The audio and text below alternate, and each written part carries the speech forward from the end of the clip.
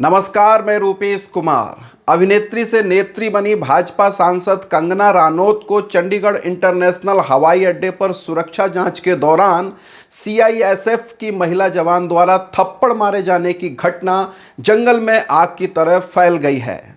कंगना ने इस घटना को पंजाब में बढ़ते आतंकवाद से जोड़कर एक नया एंगल देने की कोशिश की है, जबकि आरोपी जवान कुलविंदर कौर ने इसे किसान आंदोलन के समय कंगना के किसान विरोधी बयान से उपजा गुस्सा बताया है। मुझे बहुत ज़्यादा फ़ोन कॉल्स आ रहे हैं, मीडिया के भी और मेरे शुभचिंतकों के भी।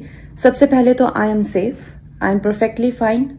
आज चंडीगढ़ एयरपोर्ट पे जो हादसा हुआ वो सिक्योरिटी चेक के साथ में हुआ। वहाँ पे मैं सिक्योरिटी चेक करके जैसे ही निकली तो दूसरे कैबिन में जो महिला थी, जो सुरक्षा कर्मचारी थी सीआईएसएफ की, उन्होंने उनके पास या उनको क्रॉस करने का इंतज़ार किया और साइड से आकर जो है मुझे मेरे फेस पे हिट किया और गालियां देने लगी। और जब मैंने उनको पूछा कि उन्होंने ऐसा क्यों किया तो उन्होंने कहा कि वो फार्मर्स प्रोटेस्ट को जो है वो सपोर्ट करती हैं। और I am safe, but my concern is कि जो आतंकवाद और उग्रवाद पंजाब में बढ़ रहा है, how do we handle that. Kangana ने पहले किसान महिलाओं के चरित्र पर कीचड़ फेंकी थी और अब वे पंजाब को आतंकवाद से जोड़कर समूचे राज्य को बदनाम करने की कोशिश कर रही हैं। इस तरह के गैर जिम्मेदाराना बयान से कंगना आखिर क्या सिद्ध करना चाह रही हैं?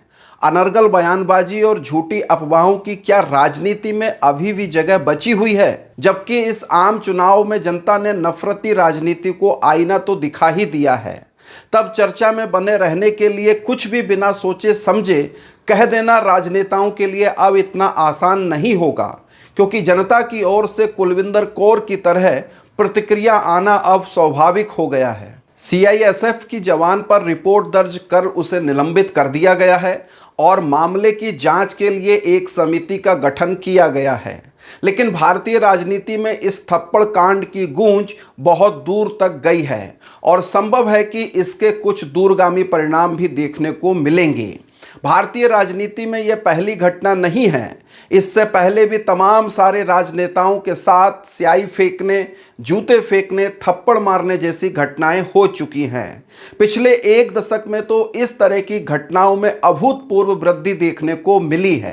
कांग्रेस नेता पी चिदंबरम, दिल्ली के मुख्यमंत्री अरविंद केजरीवाल जैसे दिग्गजों को इसी प्रकार से आम आदमी की नफरत का शिकार होना पड़ा है।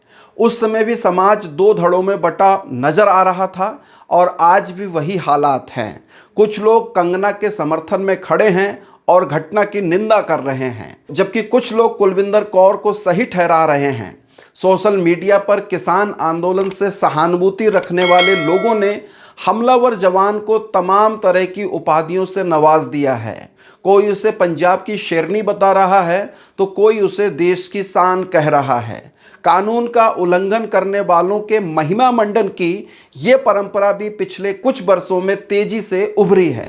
मैं सरवण सिंह पंदेर इस समय शंभू मोर्चे से बोल रहा हूँ। बीबी कुलविंदर जी को गिरफ्तार करना, उनके ऊपर किसी किस्म की कार्रवाई करना, ये निंदनीय है। इस मामले पर राय बनाने से पहले पूरे मामले और उसकी पृष्ठभूमि को जानना जरूरी है। तत्कालीन भाजपा सरकार द्वारा वर्ष 2020 में मानसून सत्र में संसद में 3 कृषि बिल पास किए गए थे, जिसके खिलाफ पंजाब में सुगबुगाहट शुरू हुई और जल्द ही ये चिंगारी एक देशव्यापी आंदोलन में बदल गई। कई महीनों तक चले इस किसान आंदोलन में 700 से ज़्यादा किसान शहीद हुए और आंदोलन के दमन की हर संभव कोशिश करने के बावजूद जब सरकार इसमें कामयाब नहीं हो पाई तो उसे बैकफुट पर आते हुए तीनों बिलों को रद्द करना पड़ा। साथ ही किसानों की अन्य मांगों पर भी विचार करने का आश्वासन देना पड़ा। आंदोलन के दौरान किसानों पर खालिस्तानी होने, आतंकवादी फंडिंग होने जैसे कई गंभीर आरोप लगाए गए और उसी कड़ी में राजनीति में अपनी पारी की शुरुआत कर रही बॉलीवुड अभिनेत्री कंगना रानौत ने एक ट्वीट किया, जिसमें आंदोलनकारी महिलाओं के 100 रुपए में उपलब्ध होने का गंभीर आरोप या यूं कहें कि लांछन लगाने का काम किया। हालांकि बाद में उन्होंने ये ट्वीट डिलीट कर दिया, पर कहावत है कि शब्दों के तीर से लगे घाव कभी ठीक नहीं होते। ऐसा ही कुछ उस ट्वीट का असर रहा। कंगना के खिलाफ किसानों में नाराजगी बदस्तूर बनी रही। 2024 के आम चुनाव में कंगना को हिमाचल की मंडी सीट से भाजपा ने अपना उम्मीदवार बनाया और कड़े मुकाबले के बीच कंगना विजयी घोषित की गई, जिसके बाद वह पहली बार दिल्ली जा रही थी और चंडीगढ़ हवाई अड्डे पर सुरक्षा जांच के दौरान पंजाब के एक किसान परिवार से आने वाली CISF जवान कुलविंदर कौर ने उनसे किसानों को लेकर कुछ सवाल किए, जिससे दोनों के बीच कहासुनी हुई और आरोप है कि महिला जवान द्वारा कंगना को थप्पड़ मार दिया गया। वायरल वीडियो में महिला जवान जो कहती नजर आ रही है, उससे साफ है कि वो कंगना के उस किसान विरोधी ट्वीट से नाराज थी और वह नाराजगी आज कंगना को सामने पाकर प्रकट हो गई। बयान दिया था ना कि 100 रुपए के लिए बैठी है दोनों में, ये बैठेगी वहाँ पे, मेरी माँ बैठी थी उस टाइम जब इसने बयान दिया था।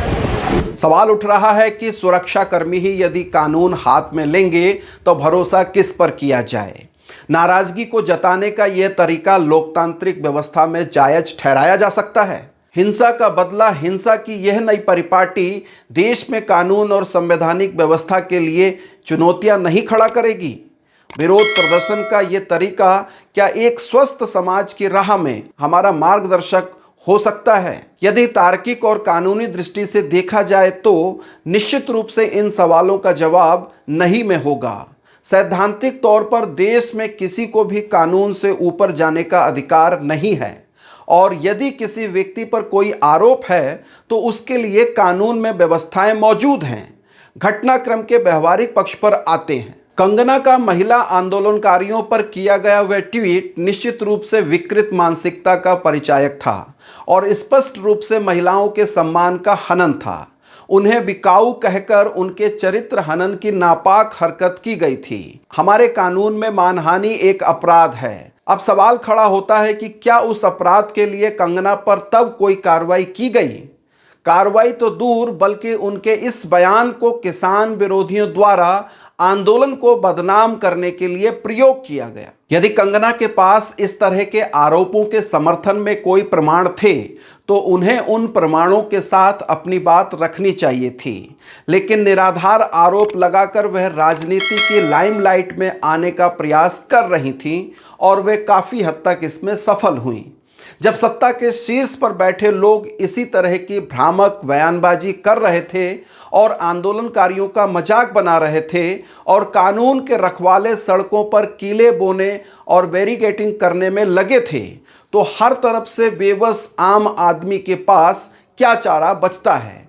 यदि उस समय इस तरह के गैर जिम्मेदार और विकृत बयान पर कार्रवाई की गई होती तो शायद आज यह घटना ना होती। सवाल हमलावर जवान की मंशा पर भी है। क्या वह वास्तव में कंगना को कोई नुकसान पहुंचाना चाहती थी? क्या उसका कोई आतंकवादी कनेक्शन हो सकता है? जैसा कि प्रत्यक्ष रूप से कंगना ने इस घटना के बाद अपने बयान में कहा है, यह जांच का विषय है, लेकिन प्रथम दृष्टया ऐसा कुछ नजर नहीं आता है। उसका मकसद कंगना को उस अपमान का एहसास कराना था जो उनके द्वारा आंदोलनरत महिलाओं का किया गया था। यह घटना तमाम राजनेताओं के लिए भी एक सबक है कि सत्ता के मद में चूर होकर आम जनता के प्रति कुछ भी गलत करने या कहने से पहले 100 बार सोचें कि इसके दूरगामी परिणाम क्या होंगे। लोकतंत्र में जनता सर्वोपरि है, वही आपको नायक बनाती है, लेकिन यदि आप जनता को कोसेंगे तो उसे आपको खलनायक बनाने में भी देर नहीं लगेगी।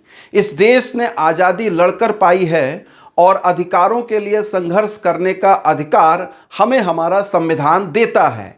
ऐसे में सरकार और जनता के बीच टकराव का हल आपसी बातचीत से निकाला जाना चाहिए, ना कि अनर्गल बयानबाजी से।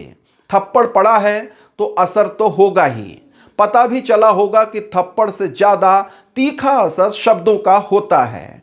इस घटना की गूंज भारतीय राजनीति में कुछ समय तो बनी रहनी ही चाहिए ताकि नेता अपने आप में सुधार ला सके। बने रहिए अनसुनी आवाज के साथ। अनसुनी आवाज चैनल को सब्सक्राइब कीजिए। बहुत शुक्रिया, धन्यवाद, नमस्कार।